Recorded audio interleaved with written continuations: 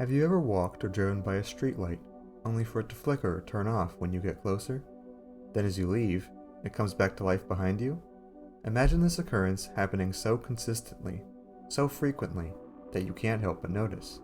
This is the premise of SLI, the idea that certain individuals are able to subconsciously affect electrical devices around them.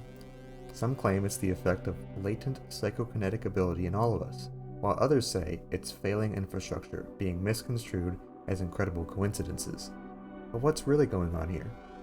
Hello dear viewers, and welcome to the Esoteric Archive.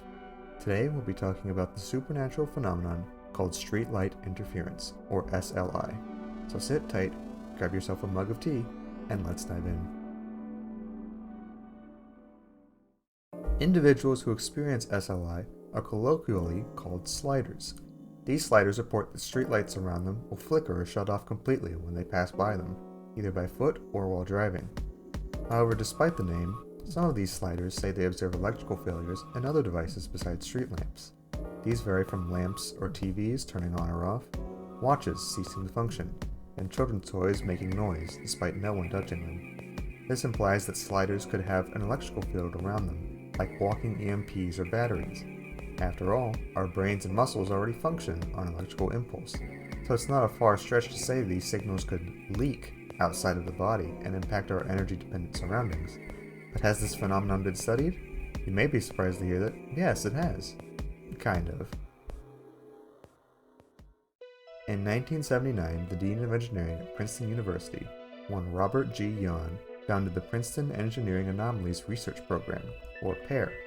Their two main fields of study were psychokinesis and remote viewing. You've probably seen an example of a remote viewing experiment. The researcher holds a card with a symbol on it, out of view from a participant, and asks said participant to identify or describe the symbol without visual contact. While interesting, we want to focus on their other field, psychokinesis. More commonly called telekinesis, it's the idea that certain people can move or affect their environment with the power of their brain alone.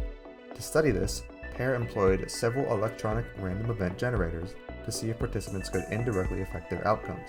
Many of these were small REGs, though they also reportedly used a giant wall-mounted Pachinko-like machine with a cascade of bouncing balls. You've probably seen a Pachinko machine before, but in case you haven't, a common representation of it that's circled around the internet is this. So you can imagine what the researchers wanted the participants to do with the balls.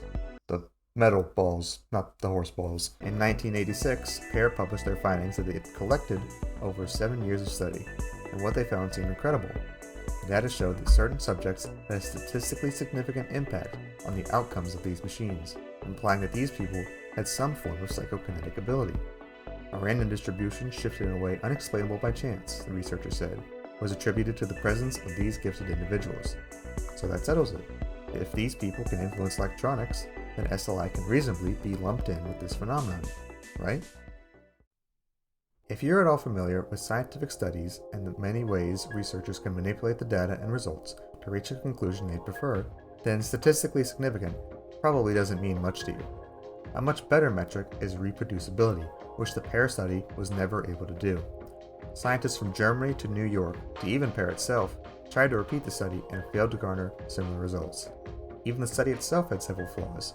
While the effects on the number generation were statistically significant, they barely even reached the threshold. The difference in results only ranged from 1% to 0.1%, hardly anything to write home about. On top of this, several other professionals in the field pointed out the study's low sample size, poor controls, and lack of detail. After all of these poor studies, relations between PAIR and Princeton frayed, with many describing the pseudoscience program as an, quote, embarrassment to the university. Ultimately, the group closed its doors in February of 2007, most likely because of their controversial practices. But while the study in psychokinesis doesn't give us anything to work with, couldn't it still be possible for SLI to happen? After all, streetlights don't turn off that frequently, do they? Well, actually they do.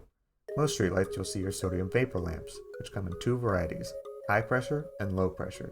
To summarize, these lamps work by heating sodium metal and vaporizing it into a gas that emits bright light.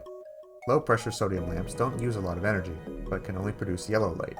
Useful if you don't care about seeing the color of whatever's underneath it. High pressure, meanwhile, heats the gas to a higher pressure which allows the light to shine across a broader color spectrum.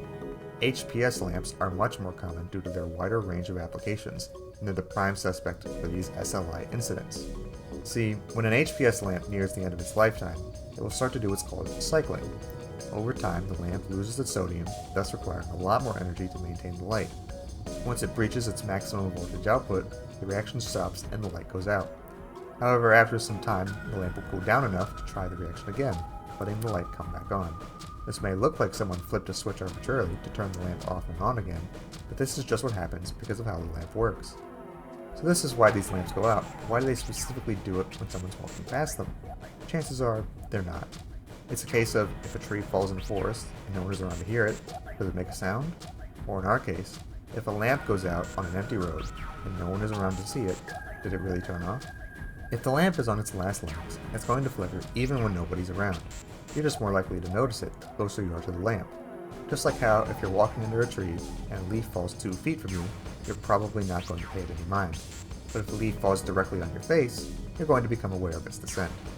Besides, it's much more fun to believe that you caused whatever phenomenon you witness, rather than assuming it's a natural process. Humans are masters at recognizing patterns, even when there aren't any. Just look at pareidolia for an example of that, but that's a topic for another time. So after looking through all the evidence, is there any hope left that SLI is real? Not really. As exciting as the prospect of manipulating energy around you is, this phenomenon seems nothing more than a medley of wishful thinking, irregular infrastructure, and a slew of coincidences. There are several strange situations that we cannot easily explain, but SLI is not one of them. Though this mystery is debunked, there are several more tomes in the archive for us to comb over. This is just an introductory riddle. But what do you think, dear viewers? Have you ever had any experiences with SLI? Has this video recontextualized those events, or are you even more sure there's something greater at play? Let me know in the comments below, and I will see you again soon. Take care! But before I go, I wanted to say a few quick words.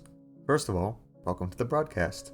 If you are wondering who we are, I at least owe you an introduction and explanation.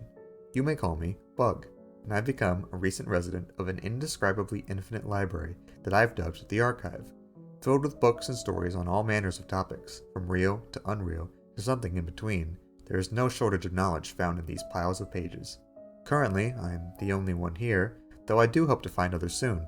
In the meantime, I have cobbled, or discovered, salvaged, I can't remember, a machine to broadcast my messages onto this platform. It is the closest I can get to communication at the moment, and I've resolved to use it for a purpose. With all this information around me, I ought to learn and teach that which most interests both myself and you, dear viewers. I do hope you stick around for my journey through this amazing Athenaeum. In the meantime, I would greatly appreciate your subscription to the broadcast, so you can stay up to date on our latest publications. I have a lot of ambitions for this project, and your support is the foundation for all of them. I am a bit new to this format though, so if you have any recommendations, advice, suggestions, or anything of the matter, then please leave it below in the comments as well. Again, thank you for watching this broadcast to the end, and I hope you enjoy what I have in store. See you soon!